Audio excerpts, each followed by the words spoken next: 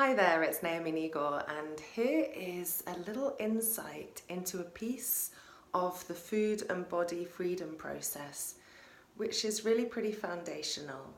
And it's on my mind at the moment because this is a time of the year, New Year, when many of us are thinking about New Year's resolutions, the changes that we'd like to make, the wholesomeness that we'd like to invite into the new year, and really starting a fresh slate, a clean blank canvas where there's no mistakes and we're going to just do the best that we can going forward. And reflecting on my own journey from a decade earlier when I had a really big shift, which this blog that I'm going to link to at the bottom of this video shares more about, to the decade before that, there really were repeated experiences for me of New Year's resolutions that didn't really last beyond January, many of them. Some of them limped on through January, February, but really the energy, the passion that I felt in the moment of creating them didn't seem to sustain. And I understand now, in my experience of working both with myself and healing myself around food and my body image, my body weight, and also working with hundreds of women over the last decade, that actually the split that many of us experience inside ourselves is really the cause for why those New Year's resolutions don't sustain later on in the year, and indeed for the rest of our lives, one day at a time.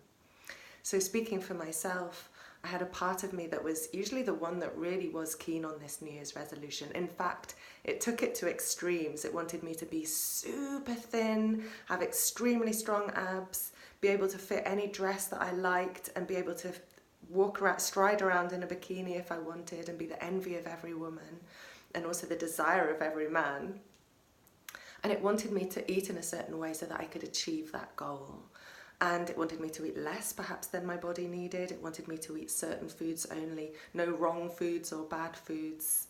And this was in complete contrast and conflict with another part of me that absolutely loved the foods that it loved. So for me, typically those were highly refined, sugary, carbohydrate-y, fatty, salty, lots of chemicals, probably very processed.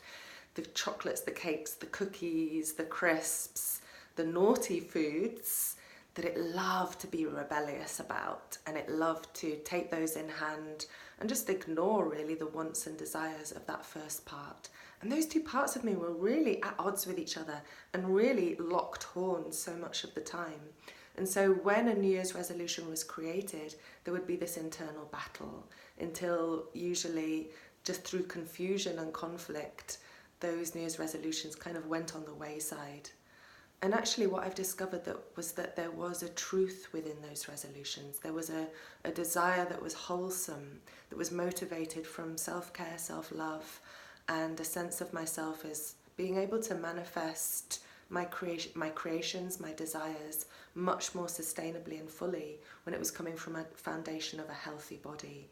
And a healthy body and also a healthy mind, a healthy soul, which for me included embracing my body just as it was today, loving her curves just as they were, and choosing foods that nourished and fueled me in a good way. So the blog shares a little bit more about how I arrived at that place, and I do invite you to read it. And also check out the links at the bottom of the blog and also at the bottom of this video, because I'd love to connect with you and describe more about my journey, answer your questions, and also help you to feel inspired about your New Year's resolutions and how you can step into a truly balanced new decade. Great to connect with you today. Have a great day.